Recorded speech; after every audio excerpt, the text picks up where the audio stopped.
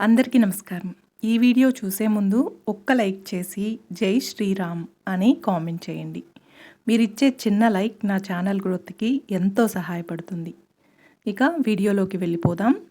పూజలో కొబ్బరికాయ కుళ్ళిపోతే మంచిదా కాదా అనే విషయాన్ని గురించి ఈ వీడియోలో తెలుసుకుందాం.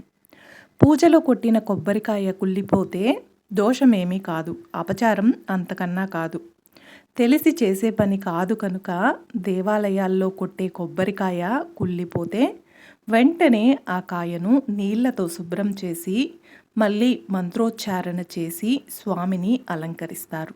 అంటే ఆ దోషం కుళ్ళిన కొబ్బరికాయదే కానీ ఇచ్చిన వ్యక్తిది కాదని ఇందులోని పరమార్థం.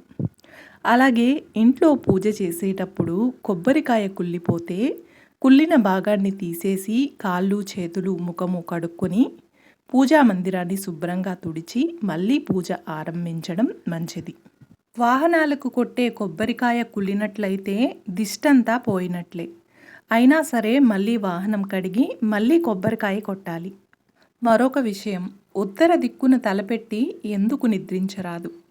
మన భూమిలో గురుత్వాకర్షణ శక్తి ఉత్తర దక్షిణాలుగా ఇమిడి ఉంటుంది.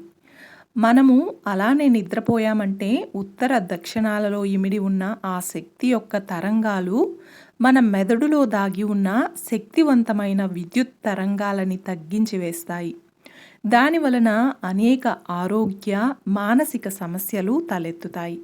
రక్త ప్రసరణ వ్యవస్థలో చాలా మార్పు వస్తుంది.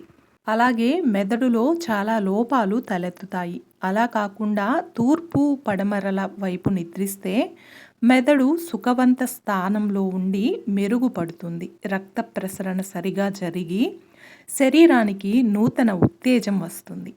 ఈ కారణం చేత ఉత్తర దిశగా తలపెట్టి నిద్రపోరాదు అని పెద్దలు చెప్తూ ఉంటారు. చూశారు కదండి, ఈ వీడియోలో మనం కొన్ని మంచి విషయాల గురించి తెలుసుకున్నాం కదా. ఈ వీడియో మీకు నచ్చినట్లయితే ఒక్క లైక్ చేసి నా ఛానల్ని సపోర్ట్ చేయండి.